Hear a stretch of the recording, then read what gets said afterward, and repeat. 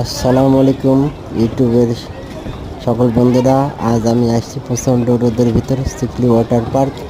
আপনারা ভিডিওর সাথে থাকুন, আমি আপনাদের সিকলি ওয়াটার পার্কের প্রধান আকর্ষণের জায়গাগুলো দেখাবো। এখন